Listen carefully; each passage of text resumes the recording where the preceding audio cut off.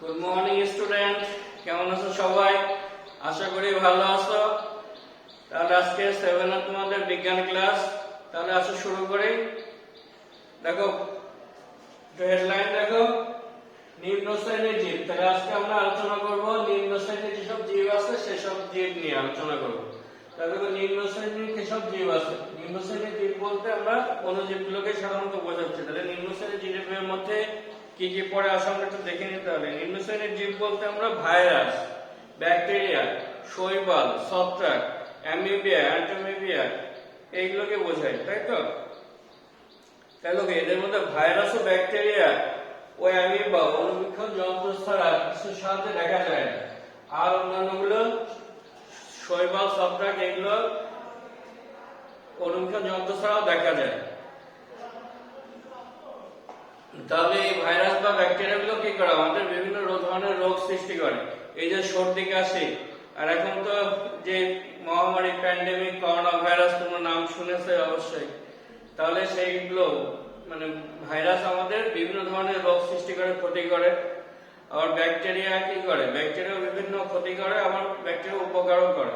তাহলে এগুলো সবই হচ্ছে অণুজীব। ছত্রাক এগুলো উপকারও করে, আবার ক্ষতিও করে। তাহলে অ্যান্টোমিবিয়া এগুলো আমাদের কি কি ক্ষতি করে এইসব সম্পর্কে তাহলে আমরা জানবো, তাই তো? তাহলে অণুজীব জগৎটা, তাহলে দেখো আগে যে তোমরা 6 এ পড়েছো যে মার্গুলিস ও হুইটেকারের পঞ্চরাজ্য বিশিষ্ট যে শ্রেণীবিন্যাসটা ছিল, সেখানে তোমরা দেখেছো যে মনেরা, প্রোটিস্টা ও ফাঞ্জাই রাজ্যে এই অণুজীবগুলোকে দেওয়া হয়েছিল। আবার অণুজীব সমূহকে শ্রেণীবিন্যাস করতে গিয়ে তাহলে বিজ্ঞানীগণ দেখো নতুন ভাবে অণুজীব জগৎটাকে 3টে রাজ্যে ভাগ করেছে নতুন ভাবে বিজ্ঞানীগণ। তাহলে আসলে দেখো অণুজীব জগৎটা একটু দেখে আসি, অণুজীব কিভাবে ভাগ করেছে। দেখো অণুজীব জগৎটাকে 3টে রাজ্যে বিভক্ত করেছে। রাজ্য 1, প্রথম রাজ্য কি দিয়েছে? প্রথম রাজ্যটা হচ্ছে অ্যাক্যারিওটা, বা আমরা কি বলতে পারি অ্যাক্যারিওটা প্রথম রাজ্য, অ্যাক্যারিওটা বা অকোষীয় রাজ্যটা। এই রাজ্যটা অকোষীয়। যেরকম ভাইরাস একটা উদাহরণ। তাহলে এই রাজ্য 1 অ্যাক্যারিওটা, এটা প্রথম রাজ্যে বিভক্ত করেছে অ্যাক্যারিওটা বা অকোষীয়। আর প্রোক্যারিওটা, অ্যাক্যারিওটা রাজ্যে যেরকম ভাইরাস। তারপরে রাজ্য 2 প্রোক্যারিওটা, প্রোক্যারিওটাতে কি করছে? প্রোক্যারিওটা রাজ্য 2 প্রোক্যারিওটাতে ভাগ করেছে। প্রোক্যারিওটা বা আদিকোষী, ব্যাকটেরিয়াকে জন্য আদিকোষীও বলা হয়, ব্যাকটেরিয়া যেরকম ব্যাকটেরিয়া। আর রাজ্য 3 বিভক্ত করেছে ইউক্যারিওটা বা প্রকৃতকোষী, যেরকম শৈবাল, ছত্রাক। এগুলো হচ্ছে প্রকৃতকোষী। তাহলে আদিকোষী, অকোষী, প্রকৃতকোষী এগুলো কেন বলা হচ্ছে? তাহলে দেখো রাজ্য 1 অ্যাক্যারিওটা বা অকোষী, এসব অণুজীব এতই ছোট যে সাধারণ অণুবীক্ষণ যন্ত্রের নিচে ছাড়া এটা দেখা যায় না। তাহলে ভাইরাসটা অণুবীক্ষণ যন্ত্র ছাড়া মোটেই দেখা যায় না।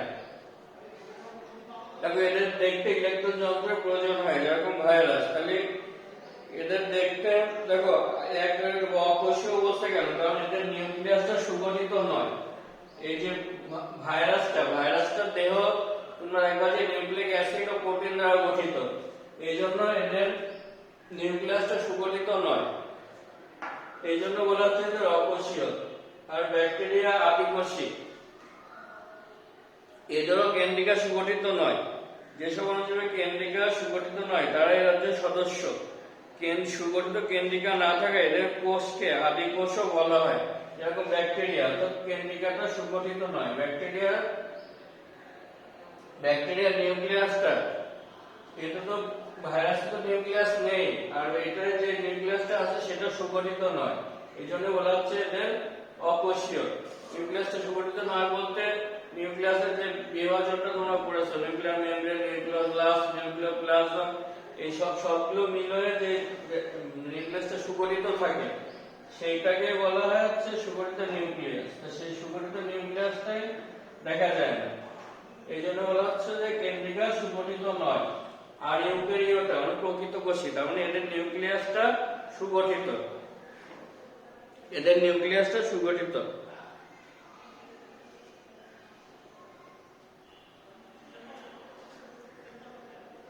দেখো যেরকম শৈবাল ছত্রাক, এদের কেন্দ্রিকারা সুগঠিত মানে নিউক্লিয়াসটা সুগঠিত আকারে থাকে। তাহলে দেখো ভাইরাস ও ব্যাকটেরিয়া, তাহলে আমরা ভাইরাস ও ব্যাকটেরিয়া বিভিন্ন ইয়েতে দেখি। ভাইরাস ও ব্যাকটেরিয়া, দেখো ভাইরাস, রিকেট, ছত্রাক, ব্যাকটেরিয়া, শৈবাল, প্রোটোজোয়া বিভিন্ন ধরনের অণুজীব আমাদের পরিবেশে ছিটিয়ে আছে।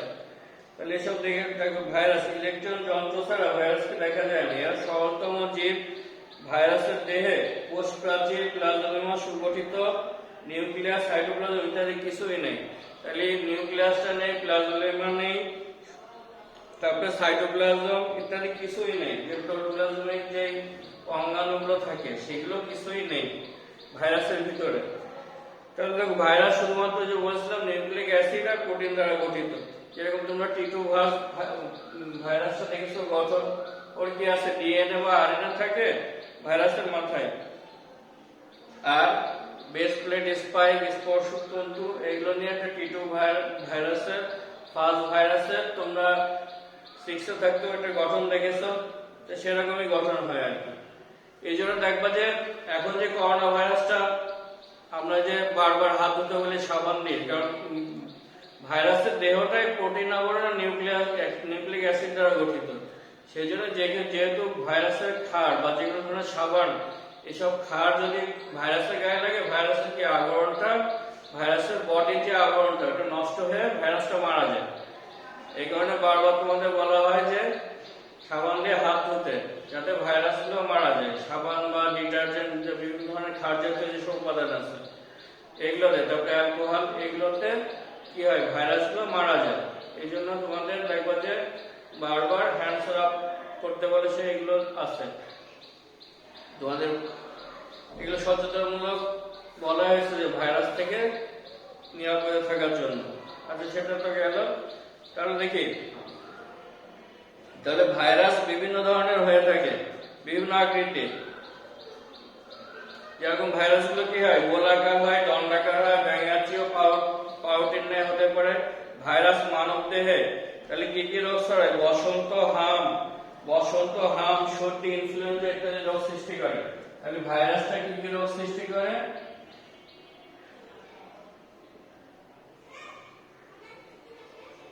বসন্ত,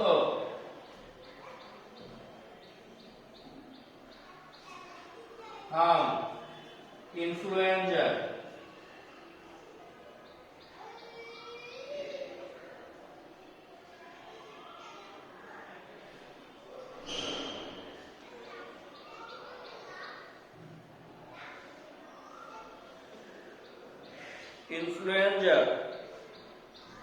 ইত্যাদি রোগ সৃষ্টি করে। আর ধানের টুমড়ো রোগ আর তামাকের মোজাইক রোগ।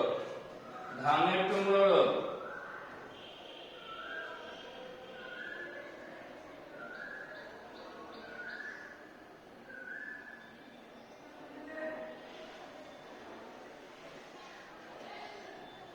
ধানের টুমড়ো রোগ আর তামাকের মোজাইক রোগ।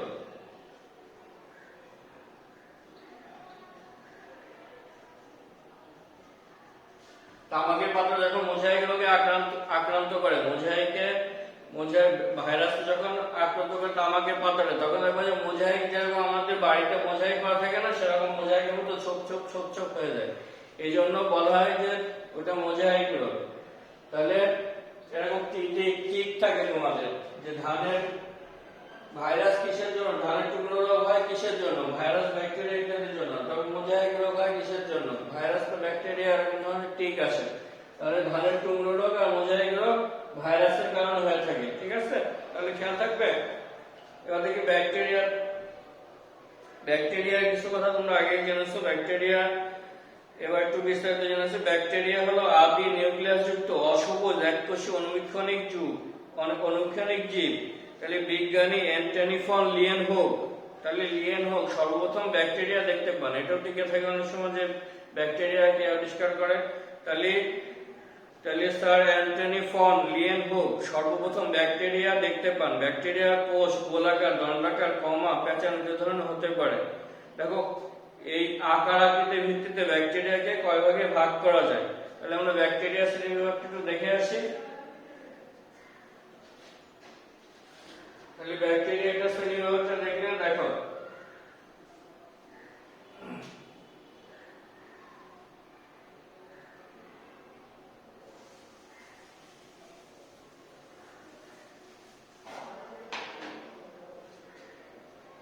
দেখো ব্যাকটেরিয়া হচ্ছে কক্কাস।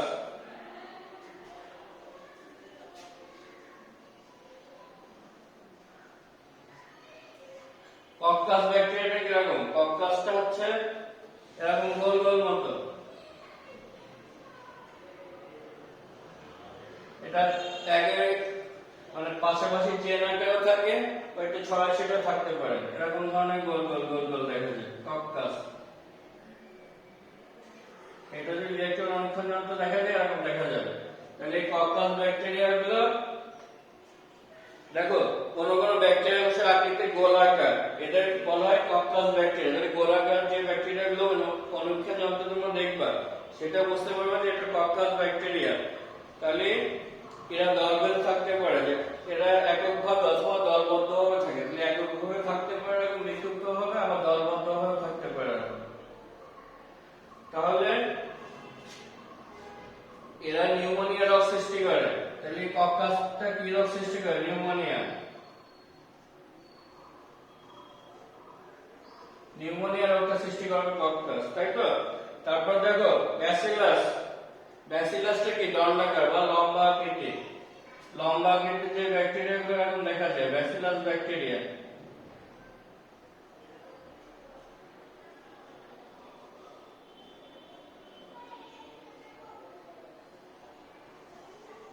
তোমরা যদি ইলেকট্রন মাইক্রোস্কোপে দেখো তাহলে এরকম দেখা যাবে, এটাকে বলা হয় ব্যাসিলাস।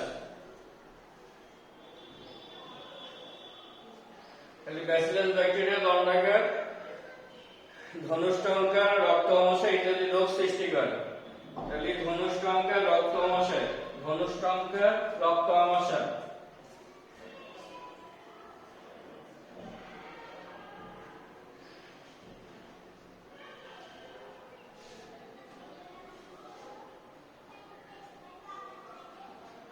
রক্ত আমাশয় ইত্যাদি রোগ সৃষ্টি করবে, তাই তো?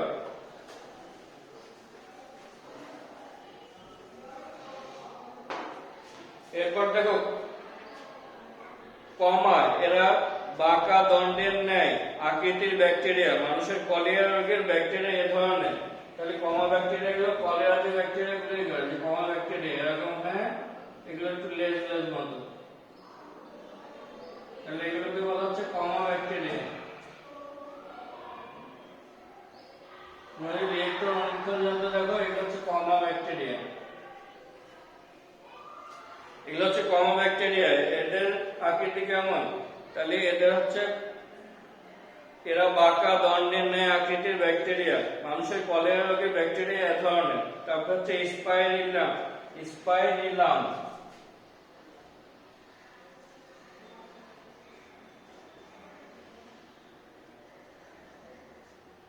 স্পাইরাম এটা এক ধরনের ব্যাকটেরিয়া। এই ধরনের ব্যাকটেরিয়ার আকৃতি প্যাঁচানো, এরকম প্যাঁচানো প্যাঁচানো যে ব্যাকটেরিয়াগুলো থাকে এইভাবে এরকম প্যাঁচানো, এই প্যাঁচানো ব্যাকটেরিয়াকে বলা হয় স্পাইরিলিয়াম। Spirillum bacteria. Spirillum bacteria. তাহলে ব্যাকটেরিয়া গুলো দেখলাম কি কি আকৃতির উপর ভিত্তি করে এরকম ভাগে ভাগ করা যায় ব্যাকটেরিয়া গুলো আকৃতির উপর। তাহলে কক্কাস গোল, ব্যাসিলাস দণ্ডাকার, কমা ব্যাকটেরিয়া গুলো একটু প্যাঁচানোর মতো কমা আকৃতির, আর স্পাইরাম গুলো কি প্যাঁচানো আকৃতির। এই ঘটনাগুলো তো দেখা যায়। তারপর দেখো ব্যাকটেরিয়ার উপকারিতা। তাহলে আমাদের ব্যাকটেরিয়া যে শুধু রোগ সৃষ্টি করে না, এগুলো হচ্ছে আবার উপকারও করে থাকে। তাহলে ব্যাকটেরিয়ার উপকারিতা কি কি আছে একটু দেখে নিই। মৃত জীবদেহ আবর্জনা পচাতে সাহায্য করে। আমাদের যে আশপাশে যে আবর্জনাগুলো হয় বা মৃত জীবগুলো হয় এগুলো বা পশু পাখি যেগুলো মারা যায়, তাহলে ব্যাকটেরিয়া এগুলো মাটিতে পচিয়ে ফেলে। ব্যাকটেরিয়ার সাহায্যে দ্রুত পচে যায় ওই জিনিসগুলো মাটির ভিতরে। তারপরে দেখো একমাত্র ব্যাকটেরিয়ায় প্রকৃতি থেকে মাটিতে নাইট্রোজেন সংবন্ধন করে, মানে সরাসরি ব্যাকটেরিয়া প্রকৃতি থেকে মানে বাতাস থেকে সরাসরি নাইট্রোজেনটাকে উদ্ভিদে বা কোনো জায়গায় সংবদ্ধন করতে পারে। পাট থেকে আঁশ ছাড়াতে ব্যাকটেরিয়া সাহায্য করে। তাহলে পাট থেকে যে আমরা আঁশটা ছাড়াই রাখবো, যে পাট যখন পানিতে ভিজানো হয় ব্যাকটেরিয়া ওইখানে কার্যকারিতা করে, সেই কাজটা করার ফলে পাটগুলো তাড়াতাড়ি আঁশ সরে যায়, পাটের আঁশটা ছাড়াতে সাহায্য করে। দই তৈরিতে ব্যাকটেরিয়া সাহায্য করে। আমরা যে দইটা খাই দেখবো যে দইটা কিন্তু এমনি জমে না, ওইটা জমাতে দ্রুত সাহায্য করে ব্যাকটেরিয়া। ব্যাকটেরিয়ার জন্য আর দইতে প্রচুর পরিমাণে ব্যাকটেরিয়া থাকে, বিভিন্ন ধরনের ব্যাকটেরিয়া। আমরা ওইটা দই খাওয়ার সাথে সাথে ব্যাকটেরিয়া গুলো খেয়ে ফেলি আমরা কিন্তু, তাহলে এটা শুধু ক্ষতিকর উপকারও করে ব্যাকটেরিয়া গুলো। বিভিন্ন জীবন রক্ষাকারী অ্যান্টিবায়োটিক ব্যাকটেরিয়া থেকে তৈরি হয়। আমরা যে অসুস্থ হলে যে অ্যান্টিবায়োটিক গুলো খাই, সেই অ্যান্টিবায়োটিক গুলো ব্যাকটেরিয়া থেকে তৈরি হয়। তাহলে ব্যাকটেরিয়া জিন প্রকৌশলের মূল ভিত্তি। কিছু কিছু ক্ষেত্রে জীবের কাঙ্ক্ষিত বৈশিষ্ট্য পাওয়ার জন্য জিনগত পরিবর্তনের কাজে ব্যাকটেরিয়াকে ব্যবহৃত করা হয়। তাহলে জিনগত যে পরিবর্তন আছে, কারণ আগে এটাকে জীবনের মূল ভিত্তি অনেক সময় ধরা হয় যে জিন প্রকৌশলের মূল ভিত্তি। তাহলে জিনগত পরিবর্তনের কাজেও ব্যাকটেরিয়াটাকে আমাদের উপকার করে। তাহলে এই হচ্ছে ব্যাকটেরিয়ার উপকারিতা। তাহলে অণুজীব সম্পর্কে তোমরা জেনেছো। তাহলে অণুজীব কি কি?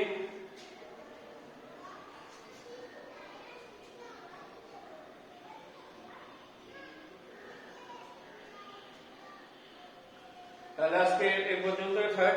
অণুজীব বাড়িতে তোমাদের অণুজীব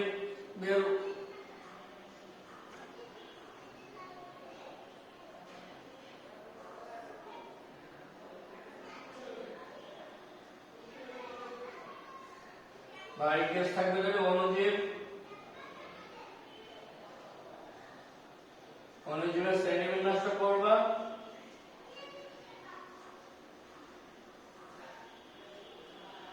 আর ব্যাকটেরিয়া কি কি রোগ, উপকারিতা অপকারিতা।